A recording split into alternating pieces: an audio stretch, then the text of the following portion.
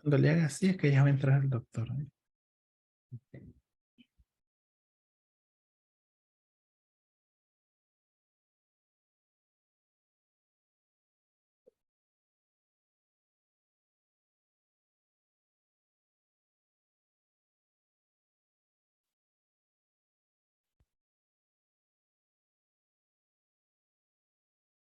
Muy buenas noches a todos.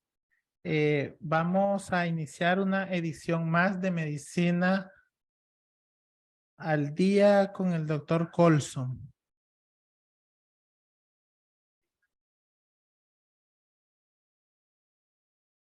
El día de hoy tenemos a un invitado que va a ser sumamente interesante.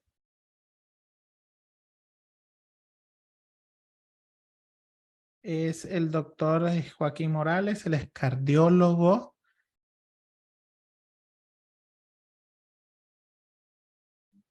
Permítame.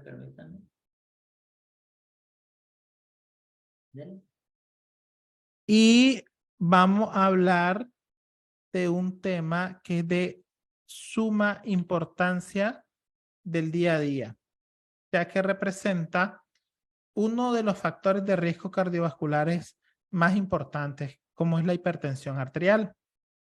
Pero haremos mucho énfasis en la hipertensión arterial nocturna, ya que la hipertensión arterial nocturna es un enemigo que muchas veces no diagnosticamos.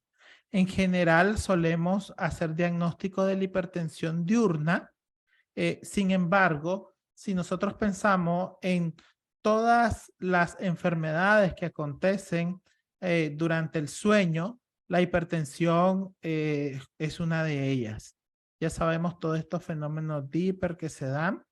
Y entonces, debido a la epidemiología y a la frecuencia y al subdiagnóstico de este problema, aquí en Medicina al Día hemos decidido tocar un tema tan importante. También el tema lo hemos decidido tocar debido a que muchas personas nos han solicitado que hablemos sobre este tema.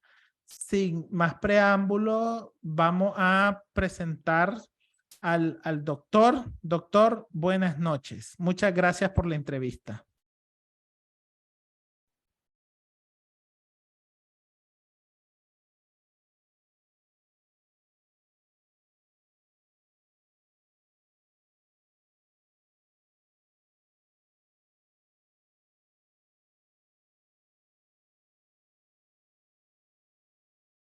Bueno, mientras se conecta el doctor ahorita, que ya previo al inicio de la sesión ya estábamos conversando. Pues déjeme decirle algo del doctor. El doctor, además de ser cardiólogo, ecografista, al doctor le gusta mucho el tema de los trastornos del sueño, ya que en diferentes actividades relacionadas a trastornos del sueño lo hemos visto ahí participando. Bueno, cuando hicimos una formación en trastornos del sueño, y algo que vamos a ir discutiendo a lo largo de la charla, de la entrevista, es que definitivamente tiene una relación bidireccional entre las patologías que ocurren en la noche. Es decir, los trastornos del sueño pueden empeorar una condición que genere dificultad para dormir, pero una enfermedad que genere o una enfermedad del sueño puede generar complicaciones de la hipertensión arterial. Tal es el caso de la apnea obstructiva del sueño. Bueno, ya tenemos al doctor aquí. Doctor, muchas gracias por la entrevista. Buenas, claro que sí, doctor Colson, un placer, realmente pues es un gusto estar aquí con usted esta noche, hablando como usted mencionaba de este tema de tan alta relevancia para todos nuestros pacientes realmente. De hecho, algo muy interesante del doctor es que él el día de hoy está de cumpleaños. Hago una felicitación pública, ya que desde ahí habla que al doctor le gusta la ciencia, le gusta transmitir el conocimiento porque hoy el día de su cumpleaños me imagino que tiene muchas actividades que hacer y aún así, pues él decidió estar con nosotros. Muchas felicidades, doctor, por su cumpleaños. Muchas gracias, doctor, muy amable, gracias por ese gesto, realmente se le agradece el detalle. Sí, sí, la verdad es que uno disfruta esto, pues yo pienso que el que se mete a estudiar medicina, si no le gusta, la termina odiando. Uno le tiene que coger cariño a esto realmente. Doctor, ¿nos pudiera hablar un poquito de usted y de su formación, por favor? Sí, claro que sí, doctor. Bueno, realmente pues yo soy 100% Mica, egresado con mucho orgullo. Mi alma mater es la UNAM León. Yo salí de médico general de la UNAM León. Posterior a eso, fui a realizar mis estudios de medicina interna y en cardiología en Rusia, en la ciudad de Belgorod, cerca de Moscú. Ahí terminé pues mi formación de ya como cardiólogo y posteriormente a eso hice un año más en España. Ahí en Madrid, en la Universidad Francisco de Vitoria, ahí hice solamente ecocardiografía, hice un máster en ecocardiografía clínica. Y pues para eso es algo bien importante para mí en esa parte porque fue ahí donde yo aprendí a hacer ecocardiogramas prácticamente solo en pacientes COVID, porque yo estuve en el tiempo del 2020, en la pandemia, entonces mi formación en ecocardiografía fue puro paciente COVID en la etapa dura del COVID y posterior a eso decidí regresar al país, pues prácticamente desde el 2020 para acá estoy aquí en mi tierra y vine aquí arriba al ver la necesidad de que pues prácticamente la cardiología está muy incipiente aquí en esta zona, vemos solo dos cardiólogos más aparte de mi persona, entonces me vine y establecí aquí y pues aquí estamos. Este ha sido pues el recorrido que hemos hecho, pues pareciera, se dice corto, prácticamente un par de minutitos, pero estamos hablando de más de 15 años de formación para llegar hasta donde estamos ahorita. Claro que sí, doctor. Eh, bueno, ya entrando un poquito en materia, doctor, vamos a la parte de conceptualización. Tenemos una estructura del programa. La primera parte siempre es conceptualización, ya que tenemos de público, nuestro público es bien diverso. Correcto. Tenemos médicos, tenemos especialistas, médicos generales, estudiantes, pero también muchos pacientes, ¿eh? Y los pacientes se conectan y hacen unas intervenciones bastante enriquecedoras de la entrevista. Doctor, ¿qué es la hipertensión arterial? Bueno, de manera bien sencilla, pero la verdad es que a mí me gusta ir simplificando los conceptos. No nos vamos a enredar con palabras complejas ni complicadas. De manera bien sencilla, la hipertensión arterial se considera la elevación de la presión arterial dentro de sus valores normales, la elevación de la presión arterial de manera permanente. Permanente. Hago la palabra porque como vamos a ir abordando posteriormente, vamos a ver de que la presión arterial es fluctuante, oscila, es decir, no es un número fijo. Desde ahí es algo que a mí me gusta desmitificar bastante. Olvidémonos del 120/80. La gente tiene aquí ya un letrerito de que si la presión no tiene 120/80 no está bien. La verdad es que varía mucho. Entonces, a veces hay personas que pueden tener presión alta en algún momento de su vida y no significa que sean hipertensas. Entonces, una persona hipertensa o la hipertensión arterial es la enfermedad que se caracteriza por la elevación de la presión arterial por encima de los valores normales de manera permanente y sostenida. Esa es la definición actualmente más aceptada. Y siendo un problema tan prevalente o más bien cuán prevalente es la hipertensión. Yo recuerdo hace algunos años que hablábamos del séptimo, octavo reporte, que hacían epidemiologías tan catastróficas como que el 90% de los pacientes después de los 65 años va a tener hipertensión arterial. ¿Esa epidemiología se mantiene, doctor? De hecho, está peor. De hecho, ahora hablamos de la nueva pandemia. Siempre estamos enfocados en la pandemia que nos acaba de dejar o que estamos en ella, del COVID, pero hay una pandemia de hipertensión arterial. Cuando yo comencé a estudiar medicina, hablamos de hipertensión arterial en pacientes, como usted mismo dijo, mayores de 60 a 65 años. Hoy en día, en mi práctica diaria, en mi consultorio, tengo pacientes ya, desgraciadamente, de 30 años o menos, que ya estoy diagnosticando con hipertensión arterial. y ya tiene todos los criterios bien establecidos y se le han hecho todos los tipos de estudios adecuados y al final sí resultan ser hipertensos. Entonces ya los márgenes, las nuevas guías ya no te hablan tanto de márgenes de edad como antes, que esta era la escuela que estudiamos nosotros, más de 60, 65. Ahora hay personas jóvenes que ya están padeciendo de hipertensión, entonces estamos hablando de una nueva pandemia mundial, una nueva pandemia global con cifras totalmente abrumadoras. Se habla de aproximadamente 1 billón de personas, 1 billón de personas que padecen de hipertensión arterial en el mundo actualmente. Sí, porque este tema de la epidemiología, que es algo muy similar a la diabetes, antes teníamos la idea de que si era joven y tenía diabetes, se nos venía a la mente diabetes tipo 1. Si era mayor Correcto. y tenía diabetes, era tipo 2. Entonces, en la hipertensión, antes venía un paciente relativamente joven y tenía hipertensión y decía, esto es secundario. Y empezábamos con las causas renovasculares, las causas endocrinológicas, pero ahora son hipertensos esenciales. Los jóvenes estamos viendo hipertensos esenciales. Hay, no vamos a decir que todo. Siempre, de hecho, este es un buen paradigma a tener para el clínico, a los doctores que nos están viendo. Siempre un paciente menos de 40 años, de primera instancia, uno tiene que pensar en una hipertensión secundaria. Eso es regla.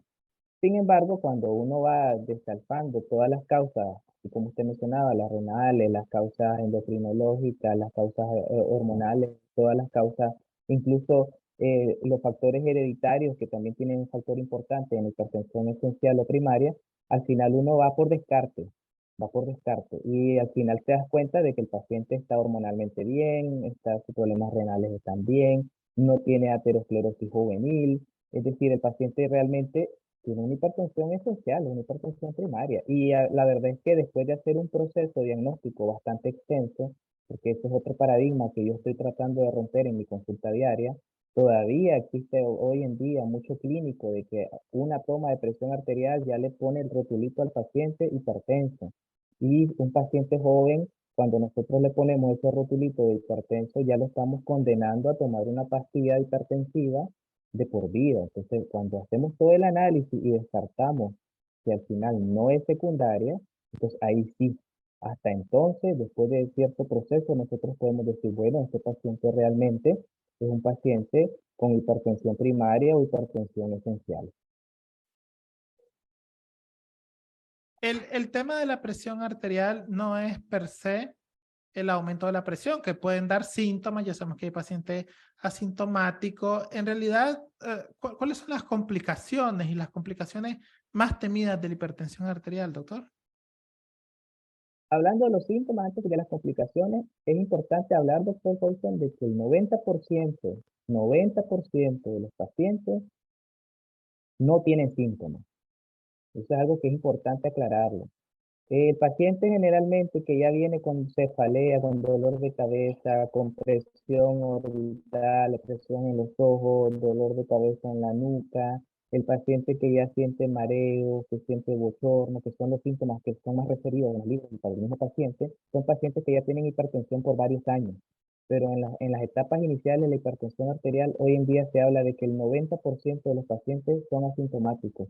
Entonces, cuando el paciente te dice, doctor, es que yo tengo hipertensión arterial silenciosa, entonces yo inmediatamente le digo, usted tiene la hipertensión arterial de la común, el común denominador, es decir, la mayoría de las personas pueden estar tranquilos, llevando una vida totalmente normal y no darse cuenta de que son hipertensos. Entonces, de ahí la importancia de los screenings y de ahí la importancia de tomarle la presión arterial ya a las personas más de 40 años, aunque sea una vez al año, para detectar si realmente la están teniendo alta. Ahora, respecto a las complicaciones, la más, las dos más temidas, que son causa de muerte y las que tienen una gran elevada morbimortalidad, es infarto agudo de miocardio y ACV o derrame, que es el accidente cerebrovascular. Esas son las dos complicaciones y compiten bastante.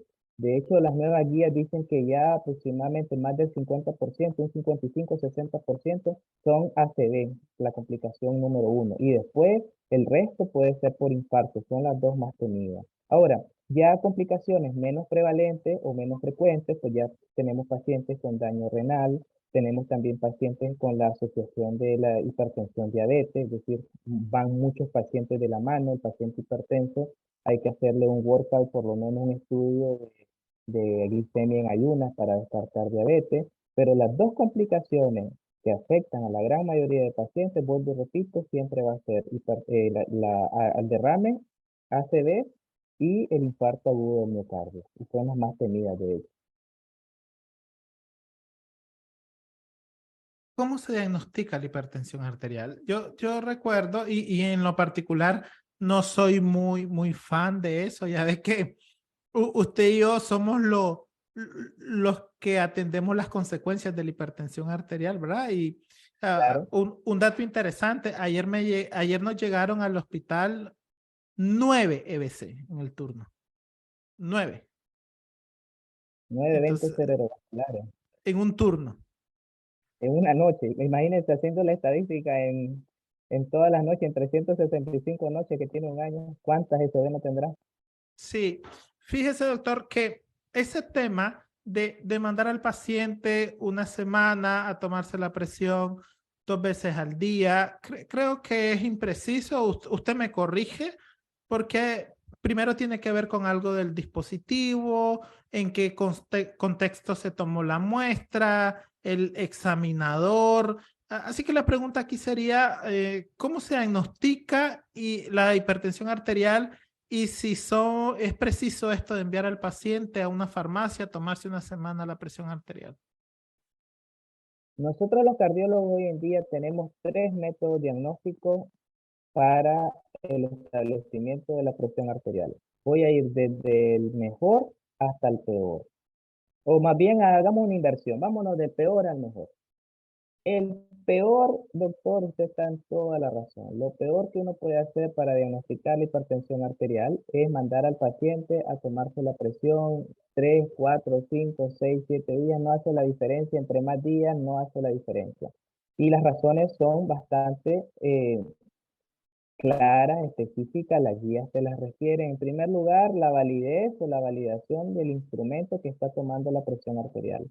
No todos los dispositivos de presión arterial, de toma de presión arterial, tienen la validación europea o la validación americana, depende del colegio donde se estudie, no todos la tienen. Aquellos que la tienen, por lo general, cuestan más. Entonces, el costo de un aparato te puede dar una idea de que si realmente es un aparato validado o no para un adecuado uso de la toma de la presión. No todos los dispositivos la tienen. Hoy en día se encuentran dispositivos en el mercado de una amplia variedad de precios y la mayoría de los baratos, de los económicos, no tienen esta validez. ¿Por qué es importante la validación? Porque la validación nos va a garantizar tanto al paciente como al clínico de que la toma es bastante precisa, se acerca a la realidad. Otra cosa, el dispositivo, hoy en día han salido de moda, que de hecho allá en Europa cuando estaba, lo sacaron del mercado, unos dispositivos de toma de la presión arterial de muñeca. Es algo que para los pacientes que están escuchándonos es mucho más cómodo, a la gente le gusta, por lo general prefieren comprar el de muñeca que el de brazo, pero realmente se sacaron del mercado porque no sirven. Cuando un paciente hace una inversión en un tensiómetro de muñeca, yo inmediatamente le digo, lo siento mucho, señor, señora, pero acaba de regalar su dinero. No hay igual presión arterial aquí en esta zona, en la región cubital radial, a aquí a esta zona de la región brachial. Las variaciones son inmensas. Entonces, por esta razón, mandar a un paciente a que se tome la presión, ya sea a la farmacia, a su casa con su propio dispositivo o incluso al centro de salud, no es muy recomendado, porque también varía entre el examinador. Desgraciadamente, no todas las personas tienen la capacidad de hacer una toma adecuada de presión arterial. Pareciera algo muy sencillo, algo muy básico, que todo el mundo debería estar capaz de hacerlo.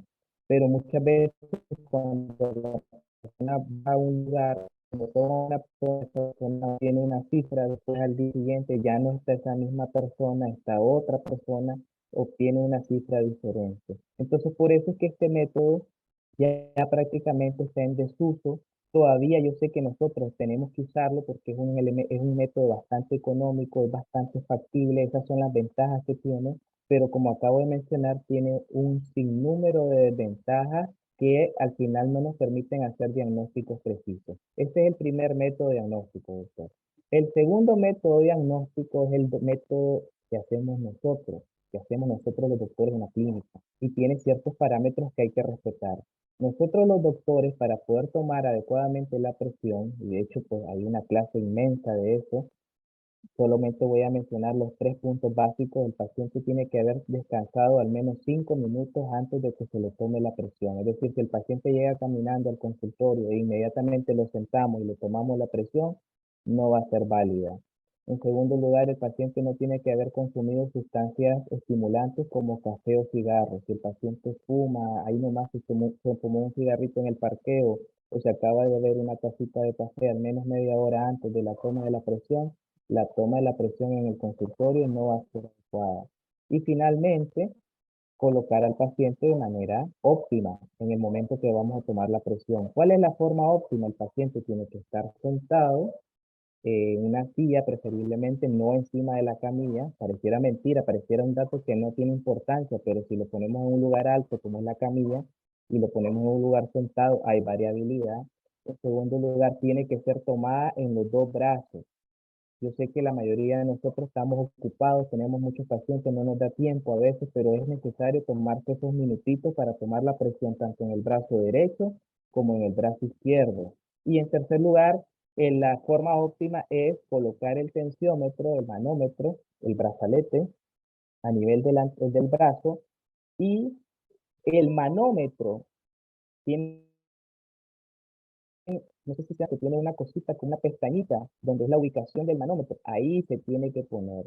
Si el manómetro uno lo pone en otro lado, encima de la mesa, o lo tiene en la mano, o lo tiene más para arriba, o lo tiene más para abajo, existe variabilidad de la presión. Entonces, esa pestañita que tienen todos los tensiones, y los que no lo tienen, tienen como una gasita, una argollita que se coloca el manómetro, es para usarse, porque realmente tiene que estar a nivel del corazón ese manómetro para que la toma sea óptima. Entonces, si uno cumple con todos esos parámetros, podemos decir de que las tomas que vamos a obtener en el consultorio van a ser adecuadas.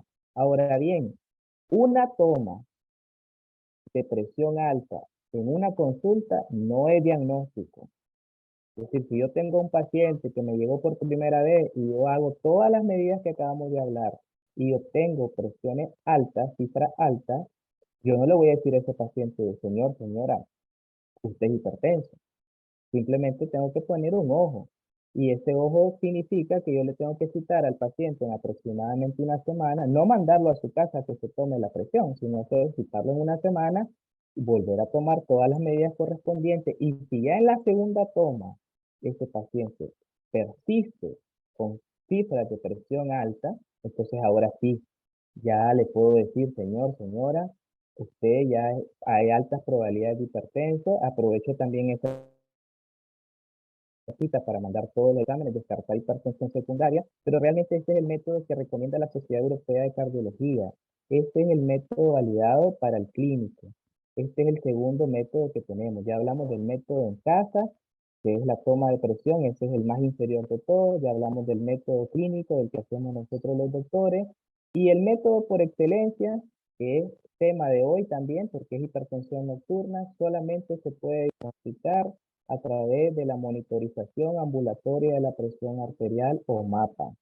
Ese es el método, ese es el gol estándar, es lo más alto que ha encontrado ahorita la cardiología para tomar la presión.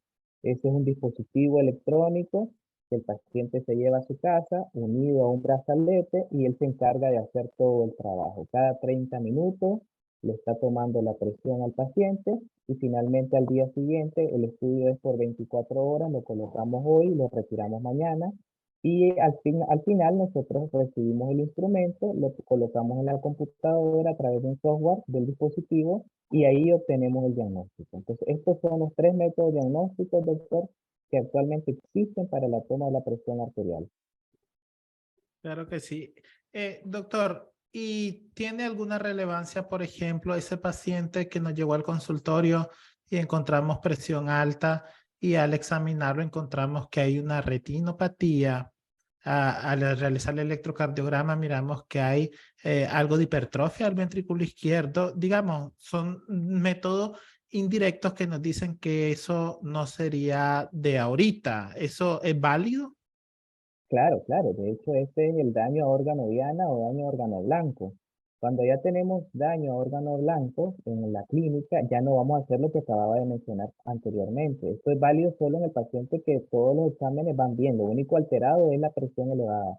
Pero si ya tenemos un electro con hipertrofia, o ya tenemos retinopatía, o ya tenemos exámenes que el paciente muchas veces lleva ya los exámenes a la consulta y tenemos ya una creatinina elevada, tenemos un boom alto. Es decir, en estos casos ya hay un daño ya sea al riñón, ya sea al mismo corazón. Entonces, en estos casos ya no vamos a estar haciendo el proceso de diagnóstico, ya el diagnóstico se hace en el instante. ¿Por qué se hace en el instante? Porque, como mencionábamos al inicio de la entrevista, decíamos de que las principales complicaciones son tanto para riñón como para corazón como para cerebro. Entonces, el paciente que ya tiene daño a estos órganos, muy probablemente ese daño va a ser debido a la presión arterial. Entonces, la orientación es que en estos casos hay que iniciar tratamiento de insufacto. Aquí ya no vamos a postergar, no vamos a volver a citar. Ahí ese mismo día que encontramos los hallazgos, comenzamos el tratamiento antihipertensivo en dependencia del grado de hipertensión que tenga el paciente. Ok. Tenemos dos comentarios ahorita de Brenda. Bueno, un comentario, la técnica para tomar la presión es importante, totalmente de acuerdo, doctora. Y Daira Torres pregunta que si tenemos una variación de 20 milímetros de mercurio, supongo que presión sistólica, quizás entre los dos brazos, si nos dice algo es. Válida, esto está bueno aclararlo. Normalmente la variación no debe ser mayor a 10. Es decir, si yo tengo sistólica en el brazo derecho de 120, en el izquierdo yo puedo tener 130 o 110. Esta variación es total y completamente normal. Respecto a la pregunta de ella, si la variación es mayor de 20, ya tenemos que sospechar de otras patologías, principalmente aterosclerosis. Cuando nosotros tenemos grasa dentro de las arterias, para hablar también a nuestros pacientes que nos entiendan, grasa dentro de las arterias, esa grasa dentro de las arterias hace que las arterias se vuelvan más rígidas, más duras. Entonces, al hacerse más rígidas, duras, ya las presiones en esta grasa pueden ser mayores. Este es el principal diagnóstico diferencial cuando tenemos mucha diferencia entre un brazo y otro. ¿Qué nos puede ocasionar aterosclerosis rápidamente? Hipercolesterolemia, hipertrigliceridemia, es decir, colesterol alto, triglicéridos altos, sedentarismo, falta de actividad física, pésima dieta, grasa en el hígado, el hábito del cigarro. De hecho, hoy en día se sabe que fumar es uno de los factores de riesgo cardiovascular más peligrosos. Ahora, también si la variabilidad es muy alta, he tenido ya la experiencia de tener pacientes, por ejemplo, brazo derecho 150 de sistólica, brazo izquierdo 180, entonces puedo pensar en una enfermedad cardiológica que se llama coartación de la aorta. No nos vamos a meter mucho en detalle para no meternos en esfera en general, pero la coartación de la aorta nos puede hacer esas grandes diferencias de presión arterial. Entonces, para el clínico, ¿qué es lo que yo recomiendo? Pongan su estetoscopio en el cuello, ausculten carótida. Si escuchan un soplo, ya sea del lado derecho o del lado izquierdo, puede haber una pequeña restricción del flujo sanguíneo en esa zona que pueda ocasionar la hipertensión de un lado. Entonces, simplemente cuando tengamos estas variaciones, presión hiperalta en un lado y más baja en el otro, pongan sus estetoscopios en el cuello. Ok. Doctor, y ya entrando más de lleno en el tema que nos ocupa, ¿qué es la hipertensión nocturna? Bueno, busqué varias definiciones, doctor, y la verdad es que no encontré una así como que me gustara mucho, porque hay tanta información nueva, que realmente esto es algo nuevo. Así que voy a hablar un poquito de historia, de background. De manera sencilla, eh, no la conocíamos. De hecho, muchos médicos todavía no la conocen. eh, Se logró conocer gracias al descubrimiento del mapa. ¿Recuerdan cuando estábamos hablando de las tres formas diagnósticas de hipertensión arterial? Tenemos el mapa en primer lugar. Antes de la existencia del mapa, el mapa para conocimiento, cultura general, se descubrió hace 50 años. Entonces, hace 50 años atrás nosotros los médicos no teníamos mapa, entonces es relativamente nuevo. Entonces, con el mapa, ya para ir aterrizando, descubrimos de que hay pacientes que andan en el día la presión bien o un poquito alta, pero en la noche, como el aparato del paciente duerme con él y el aparato está trabajando, tomando la presión en la noche, descubrimos de que hay pacientes que tienen la presión elevada o la presión alta en la noche. Entonces, y esto es un fenómeno inverso a la normalidad, o sea, es totalmente paradójico, al revés de lo que debería de ser. Porque la lógica es la siguiente: nosotros como somos seres diurnos, con actividad diurna, deberíamos de tener normalmente, aunque no seamos hipertensos, presiones más altas en el día y en la noche, que estamos acostaditos, descansando, deberíamos de tener presiones más bajas. Entonces, cuando hablamos de hipertensión nocturna, esto se invierte. El paciente tiene presión más alta en la noche y tiene presión más baja en el día. Entonces, eso es hipertensión nocturna. Y el único método diagnóstico para poder ver este problema actualmente es la colocación del dispositivo MAPA. Doctor, ¿la hipertensión nocturna es causa o consecuencia de otra enfermedad? ¿Y qué enfermedades se asocian a hipertensión nocturna? Puede ser causa, doctor Colson, y puede ser consecuencia. Es bastante, y la verdad es que tenemos muy poca información. O sea, hay pocos artículos serios de este tema. Y puede ser causa porque si un paciente sufre de trastornos del sueño, hablando de este tema, pues que yo sé que usted es experto y la verdad es que yo me he vuelto bastante fan del tema. Cuando hablamos de trastornos del sueño, las personas que padecen de los trastornos del sueño pueden llegar a tener hipertensión nocturna. Es decir, el mismo desvelo, la misma falta de sueño, la misma incapacidad de recuperación puede ocasionar que el paciente a largo plazo tenga hipertensión nocturna. Pero también hay pacientes que sin tener trastornos del sueño comienzan a tener esta variabilidad, esta variación de la normalidad y cuando ya son hipertensos con hipertensión nocturna, comienzan a tener otras complicaciones como por ejemplo la apnea obstructiva de sueño, que está bien asociada a este problema. Son pacientes que pueden tener trastornos de ritmo circadiano, es decir, el paciente tiene un desorden total con las horas del sueño, y son pacientes que también tienen alto riesgo de, volvemos al inicio, mayor riesgo de eventos cardiovasculares tipo infarto o mayor riesgo de SD. Entonces al final, pues ahí aquí esta es como la pregunta: ¿quién fue primero, el huevo o la gallina? Esta es una pregunta muy difícil de contestar en la mayoría de los casos, pero sí sabemos de que hay una asociación de hipertensión nocturna con todos estos trastornos que estamos hablando. Interesante. Fíjese, doctor, que viéndolo desde el resultado, el efecto, por ejemplo, Yavalari en el 2017 y realizaron un metaanálisis en Ujú. donde la población promedio fueron más de 500 participantes por estudio, eh, en el cual ellos concluyen o observaron que el uso de CPAP puede tener una reducción de 4 milímetros de mercurio de presión sistólica y 3 milímetros de mercurio de presión diastólica.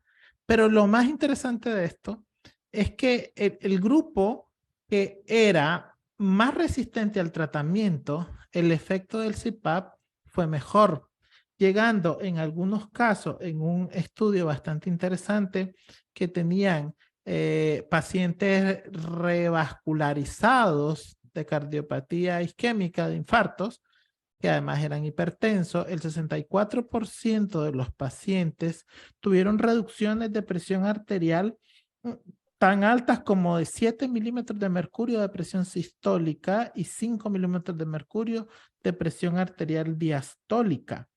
Y curiosamente, los pacientes con hipertensión arterial y que habían tenido complicaciones isquémicas y le habían realizado estudios de sueño de tipo polisomnografía, más del 60% habían tenido un índice de apnea y hipopnea mayor de 15. Y según la Sociedad Europea de Trastornos del Sueño, más de 15 eventos por hora hace diagnóstico de apnea del sueño. Lo curioso es que la mayoría de estos pacientes no tenían consecuencias diurnas, es decir, no tenían hipersomnolencia. Y aquí viene una pregunta muy interesante. A los hipertensos resistentes o a los pacientes con reinfarto del miocardio, tendríamos que realizarle estudios del sueño. En mi opinión, definitivamente que sí. Y yo Pero pues también, ahí usted nos puede aclarar. claro, yo también estoy totalmente, solo definamos conceptos. Hipertensión resistente es aquella hipertensión no controlada con más de 3 antihipertensivos de uso adecuado. Entonces, normalmente yo debo de tratar de controlar a mis pacientes con máximo 2, 3 a lo sumo antihipertensivos potentes en combinación. Si yo no logro hacer ese control con más de 3, significa que es una hipertensión resistente. Ahora bien, el paciente que ha sufrido un evento isquémico, hoy en día hay una estadística bastante interesante, lo leí recientemente en un estudio de que el paciente que no duerme bien tiene más riesgo de sufrir un infarto que el paciente que está durmiendo bien. De hecho, esa fue una de las informaciones que me motivó a meterme de lleno a estudiar el sueño. Porque yo veía que había pacientes de que estaban con 3 terapias, 3 pastillas antihipertensivas y no lograban controlar sus niveles de presión arterial. Entonces, cuando nos vamos a estudiar el sueño de estos pacientes, sobre todo con el polisomnografía, que es el estudio de bolo estándar para el sueño, vemos de que tienen un pésimo dormir, muy, muy malo, aunque no tengan consecuencias diurnas, porque una de las características para evaluar, usted mismo lo enseñaba, era ver al paciente en el día. Nosotros vamos a valorar el sueño en el despertar. El paciente despierta bien, con ánimo, entonces podemos sospechar de que tuvo un buen sueño. Pero si el paciente es hipertenso resistente, ha sufrido eventos isquémicos graves, claro, estudiemos el sueño. Yo le garantizo, no le puedo decir con estadística, pero sí les puedo garantizar de que algo puede estar pasando en el sueño. Y la evidencia nos está demostrando hoy en día de que cuando mejoramos la calidad del sueño de estos pacientes, cuando hacemos que estos pacientes logren dormir mejor, la mayoría puede dejar de ser hipertenso resistente. Probablemente el paciente que tiene, yo tengo pacientes en mi clínica que están tomando 5 o 6 antihipertensivos y cuando lograron dormir mejor, podemos reducir ese número de fármacos. ¿Por qué? Porque existe ese mecanismo de reparación del tejido cardíaco, existe ese mecanismo de elastancia, es decir, elasticidad de las arterias, que eso se puede garantizar en el sueño. Eso es una información que antes nosotros pensamos que el sueño solo tenía que ver con la parte neurológica, con su especialidad. Y hoy en día nos damos cuenta que el sueño tiene que ver con todas las especialidades. Entonces, en la rama mía, lo que yo he encontrado es que el paciente que no duerme bien va a tener cifras de presión alta más por encima de la media, va a tener problemas de revascularización, es decir, la parte de oxigenación de las arterias coronarias va a ser pobre. ¿Y cuál es la explicación? Si nos vamos un poquito más adentro, cavamos un poquito más, resulta que es en el sueño donde nuestro corazón se repara. Esto es algo que yo se lo digo muy seguido a mis pacientes. Nuestro corazón desde que nacemos hasta que morimos pasa volando penca día y noche. El día que nuestro corazón se detiene, hasta ahí nomás llegamos. Pero resulta que es en el sueño, y esto se lo dicen los estudios con polisomnografía, en el sueño las frecuencias cardíacas disminuyen. El paciente que llega a una fase de sueño profundo entra en bradicardia. Esto es, prácticamente va de la mano. Entonces, ¿qué quiere decir eso? No es que el corazón se detenga, ni nada que ver, pero sí descansa. Entonces, el paciente en el día anda frecuencias normales entre 70 y 80 y en la noche puede andar frecuencias de 50, incluso hasta un poquito menos. Entonces, es en ese momento de que ocurre toda esa maravillosa reparación del tejido miocárdico que es la que nos va a proteger a aquellos pacientes que ya han sufrido un evento isquémico o a aquellos pacientes que no queremos que sufran un infarto. Ahora, con las arterias, como lo estaba diciendo hace poco, pasa algo similar. Las arterias de los pacientes que no duermen bien son más rígidas, son más duras que aquellas arterias de los pacientes que están durmiendo bien. Entonces, el sueño es sumamente importante y hay que estudiarlo sí o sí en estos tipos de pacientes. De hecho, cuando nosotros realizamos estudio de polisomnografía, marcamos como evento adverso cardíaco la tipo bradicardia cuando es por debajo de 40 latidos por minuto. Eso quiere decir de que permitir una baja frecuencia cardíaca, hemos aprendido que es lo fisiológico en temas de, por así decirlo, reponer el gasto energético que el corazón tuvo en el día. Brenda nos dice qué pasa con las alteraciones del ritmo circadiano y la presión arterial nocturna. Bueno, las alteraciones del ritmo circadiano en la presión arterial juegan un papel importante porque, como habíamos hablado, nosotros estamos diseñados para trabajar en el día. Al ser seres diurnos, debemos de tener presiones más altas en el día y más bajas en la noche. Eso es lo fisiológico, es lo normal. De hecho, cuando uno hace los estudios de mapa en aquellos pacientes con presiones normales, uno ve el gráfico que va un poquito arriba en el día y cuando caemos a la noche hay un ligero descenso. Después de ese descenso es debajo de 10 milímetros de mercurio, incluso en algunas bibliografías refieren de 15. Es decir, el paciente puede tener en el día una presión arterial sistólica media de 130, pongámosle en el día. En la noche, ese mismo paciente tiene que tener por lo menos una presión arterial sistólica media de 120.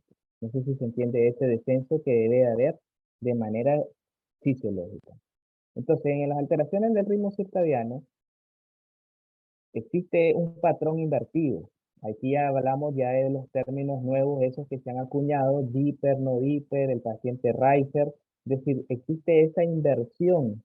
Y al haber esa inversión, ya el paciente, estamos hablando de que durante la noche, cuando debería estar descansando, así como lo acaba de decir usted ahorita, cuando debería haber una recuperación de ese gasto energético, el paciente no la tiene. El paciente más bien está tenso durante la noche, elevándose la presión. Entonces, esto es importante que lo conozcamos porque estos tres patrones, de hecho son cuatro: el Dipper, el no Dipper, el Dipper extremo y el Riser. No sé si les gustaría que también esto se aclarara o lo explicáramos bien, sobre todo para la parte clínica, porque eso es algo que nosotros solo lo podemos valorar en el mapa. Y como lo acababa de decir, no existiría hipertensión nocturna diagnosticada si no hubiéramos descubierto el mapa. El mapa es el único que nos puede decir ahorita actualmente a nosotros los médicos si los pacientes están teniendo hipertensión nocturna o no. Ok. Con respecto al mapa, doctor, el otro día tenía ahí una polémica con un colega, porque ya ves que al final del día se va a establecer la hipertensión arterial de acuerdo a estadísticas. Pero bueno, al final del día no tratamos a un estudio, tratamos a un paciente. Y entonces resulta que tenía un paciente con alto riesgo de apnea del sueño. Y si bien es cierto, las estadísticas no daban para que el médico me reportara que el paciente era hipertenso, en la noche hacía 3 picos de presión arterial. Curiosamente hacía ambas presiones, pero de predominio presión diastólica, y hacía un pico a las 11 de la noche, así un pico a las 2 de la mañana y así un pico a las 4 de la mañana. Le pregunté al paciente si se había levantado a orinar, si se había despertado y resulta que no. Casualmente le había hecho una actigrafía y tenía una eficiencia de sueño demasiado baja. A vista, por ejemplo, del colega que realizó el estudio, ese paciente estaba normal. A vista del somnólogo que revisó el reporte y estaba revisando al paciente, el paciente estaba anormal. ¿Cuál es su comentario al respecto? Una pregunta, me gustaría un dato más. Eh, ¿El paciente tenía consecuencias diurnas, sí o no? Sí, el paciente Tenía, tenía un Epworth de 17. pues sí. Claro que sí había consecuencias, doctor. Lo que pasa es que cuando va entrelazando los puntos, si uno se va a la medicina rígida, a la medicina que nos enseñaron en la universidad, y uno se queda ahí, realmente uno se vuelve un poquito cerrado y pues vamos con los números. De hecho, hay una polémica entre la escuela americana y la escuela europea de cuáles son las verdaderas cifras de presión alta. Eso es algo que todavía unos dicen que es por encima de 130, que son los americanos, y los europeos decimos que es por arriba de 140. Entonces, el comentario aquí mío es que si un paciente está teniendo hipertensión nocturna, aunque no tenga hipertensión diurna, necesita su antihipertensivo, sí o sí. necesita su antihipertensivo en dependencia de los valores de presión arterial, independencia del grado, ya sea grado 1 o grado 2. Necesita su combinación de antihipertensivo o su antihipertensivo sencillo, pero lo necesita. Y de preferencia tomarlo al acostarse, porque ese es otro parámetro. Antes nos enseñaban como que todo fuera por receta de cocina. Eso es como algo que siempre yo recuerdo que usted lo decía. O sea, olvidémonos de las 8 horas. La gente todavía está acostumbrada a que todos los seres humanos tenemos que dormir 8 horas. Falso. Ya sabemos de que hay personas que dormimos más y hay otras personas que duermen menos. Entonces, una persona ya no tiene que estar acostumbrada a que la pastilla de la presión tiene que ser siempre por la mañana. Este es algo que me ha costado a veces romperlo con mis pacientes porque el paciente me dice, doctor, pero es que la pastita de la presión es en la mañana. En cuanto me levanto, lo primero que tengo que hacer es tomarme la pastita de la presión. Entonces, este paciente en particular, con ese mapa que usted me está explicando, probablemente va a tener muchos beneficios teniendo un antihipertensivo en la noche. Y eso se puede evaluar después de unos 15 días de uso de ese antihipertensivo, ver su calidad en el día, ver si el Epworth disminuye, ver si el paciente anda más activo, ver un nuevo mapa, que eso es lo lindo del mapa, que el mapa es un estudio reproducible. Es decir, las personas creen que solo se hace un mapa en la vida y ya, pero no. Una vez de que uno ya ha tomado las medidas terapéuticas, uno puede repetir el mapa y ahí vamos a salir de dudas. Entonces, pues, mi recomendación en este caso habría ser probar con antihipertensivo bajo, por lo menos unos 15 días, valorar al paciente cómo está su estado diurno y posteriormente esos 15 días repetir el mapa a ver si todavía esos picos de presión elevada pueden seguir sucediendo o no. Eh, es muy interesante, es un tema bastante de controversia, bastante extenso. Este tema de que encontré en el mapa un aumento de la presión arterial durante la noche y mi acción va a ser dar un antihipertensivo para la tarde o para la noche. Eh, en mi opinión, me gustaría escuchar la suya como el experto en el tema. Eh, es muy simplista. Yo tengo que averiguar por qué a este paciente se le está aumentando la presión en la noche. Y algo bien interesante, que en el primer simposio de medicina del dormir de la Asociación Americana, Mexicana, perdón, de medicina del dormir que se realizó en Coahuila, tuve la oportunidad de escuchar un panel de cardiólogos y decía, uno de los cardiólogos decía algo bien interesante. Los colegas cardiólogos son los que menos derivan pacientes al somnólogo. Y en este caso quiero hacer la excepción con usted. Usted envía pacientes cuando sospecha y hace escala de trastornos del sueño, pero le puedo decir que es el único cardiólogo que envía o me envía, no sé, pues tal vez habrá hay otros neurólogos, ¿verdad? Que miran trastornos del sueño y seguramente recibirán pacientes, pero en general yo he observado que darle una pastilla en la noche y de ajuste, ya sabemos que hay una serie de medicamentos que bloquean el sueño, es decir, ese paciente que además seguramente está teniendo algún problema para dormir, se le da un medicamento como un beta bloqueante, el bisoprolol, que ya sabemos que es un tema para el sueño, inclusive los IECA, los ARA2, este paciente a la larga tiene más alteraciones del sueño con quizá una lucha de yin yang, un medicamento que le reduce la presión en la madrugada, pero que le empeora el sueño y termina esto aumentándole la presión. ¿Cuál es su comentario, doctor? Interesante este dato, la verdad es que no sabía de que mis colegas cardiólogos prácticamente no derivan al somnólogo. La verdad es que desde que uno se metió a esto, pues la verdad es que me metí para quedarme. La verdad es que yo le decía a usted de que para mí descubrir de que yo puedo ayudarle más a la gente en mis problemas cardiovasculares con el hecho de que duerman mejor ha sido pues algo bien asombroso porque económicamente el paciente consume menos pastillas, reducimos el riesgo de un evento cardiovascular, ya sea infarto o reducimos el riesgo de un ACV. Entonces, el paciente tiene múltiples beneficios. Cuando nosotros sabemos de sueño, podemos ver de una manera más holística, más integral al paciente. Y sí, de hecho hay medicamentos, el bisoprolol es uno de ellos, que ese es uno de los medicamentos que no deberían dar en la noche. El bisoprolol sí o sí tiene que ser en la mañana porque el bisoprolol afecta la calidad del sueño cuando el paciente ya tiene bastante tiempo de estarlo tomando por la noche. Entonces, claro, definitivamente volvemos a la pregunta inicial, cuando comenzamos hablando de hipertensión nocturna.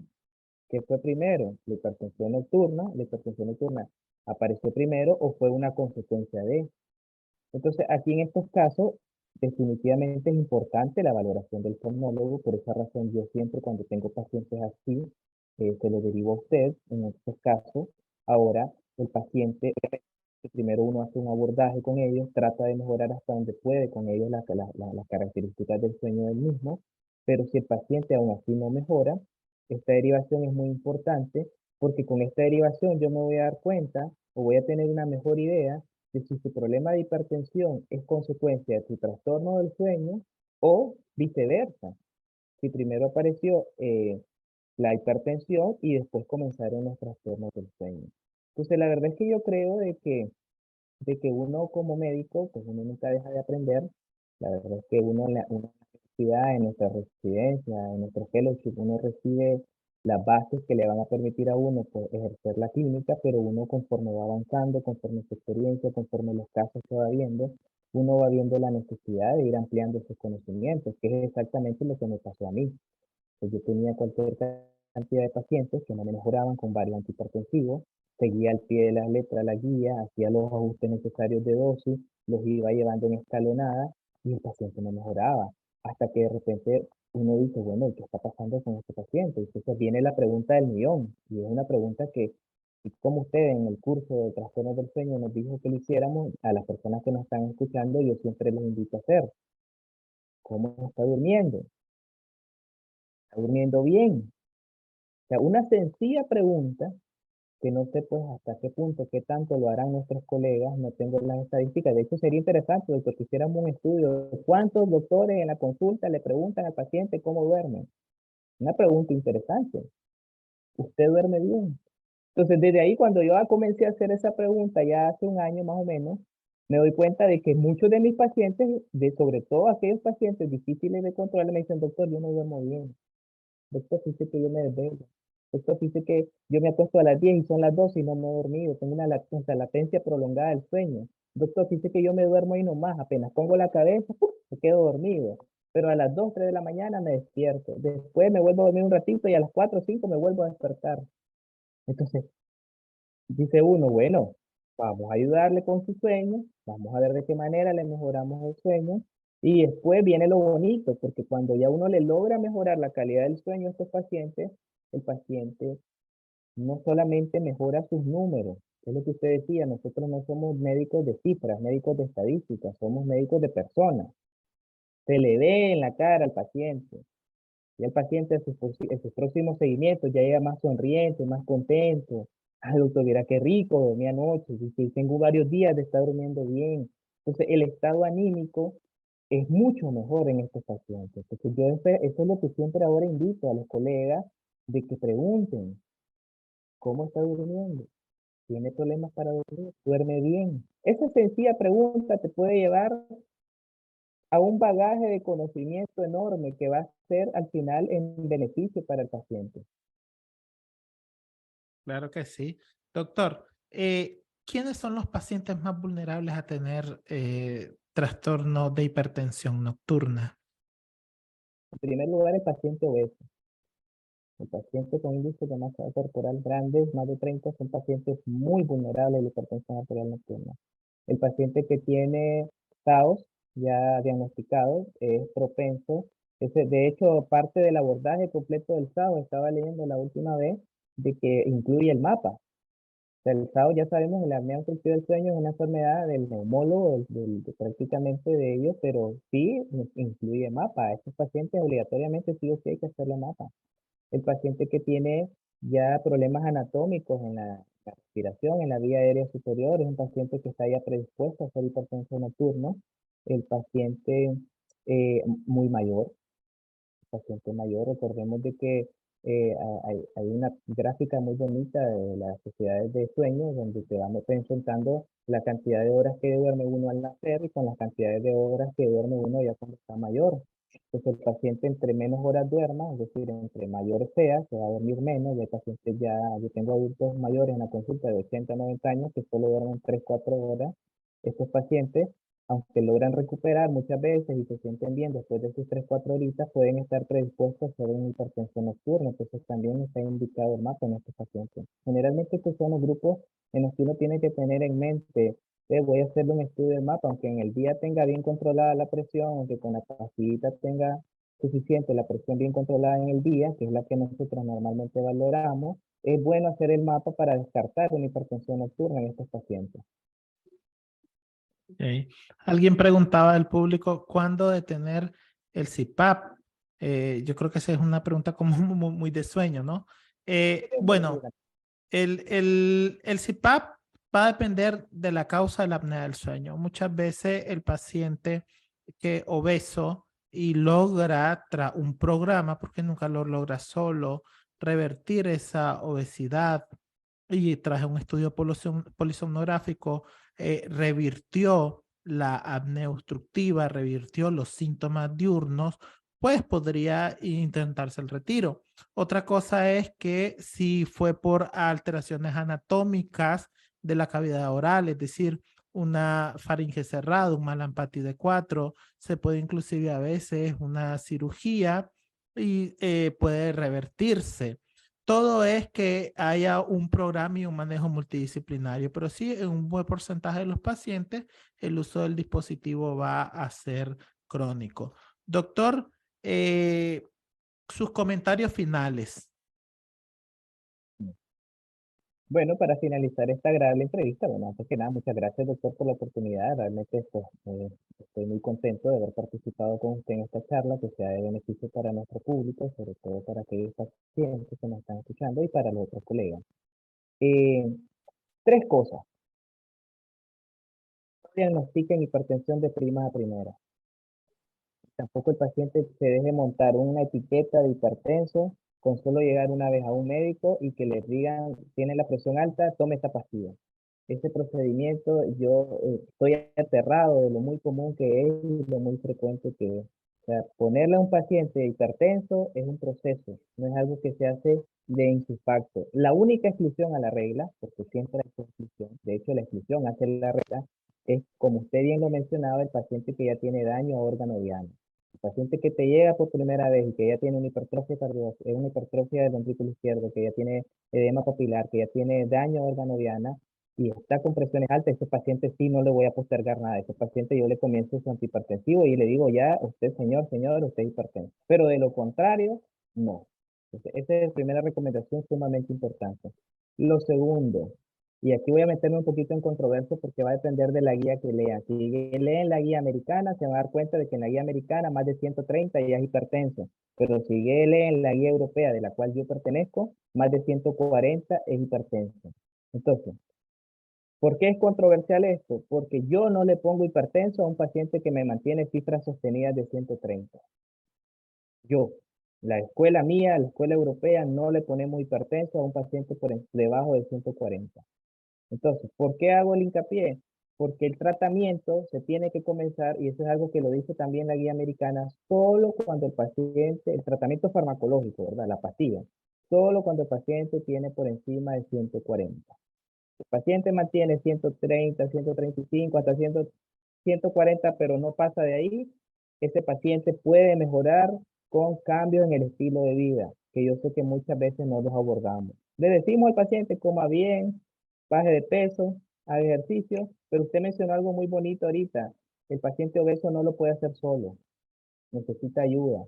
Nosotros, el médico de cabecera, es un pilar fundamental para conseguirle esa ayuda al paciente. Entonces, el paciente puede mejorar con los factores de riesgo, mejorar modificables sin necesidad de la pastilla. Y para finalizar, mandemos menos a tomar el paciente la presión a la casa y tomémosla mejor nosotros en el consultorio. Mandemos menos al paciente a tomar la presión a la casa y tomémosla mejor nosotros en el consultorio.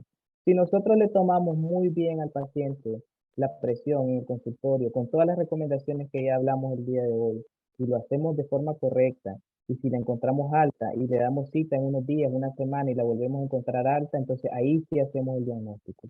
Pero tratemos de quitar la cultura de cada vez que vemos al paciente con presión alta. Voy a hacerle un controlcito en la casa, voy a hacerle un autocontrol. Tómese la presión, vaya al centro de salud, vaya a la farmacia a tomársela. Realmente eso ya tratemos de irlo quitando poco a poco. Yo sé que los cambios no son de la noche a la mañana, pero si nosotros tomamos bien la presión en la primera consulta y la volvemos a tomar después en la consulta de seguimiento, yo les aseguro como cardiólogo que vamos a tener mejores diagnósticos de nuestros pacientes hipertensos. Bueno, doctor Morales, muchísimas gracias por transmitirnos su experiencia tan útil y tan aclaratoria.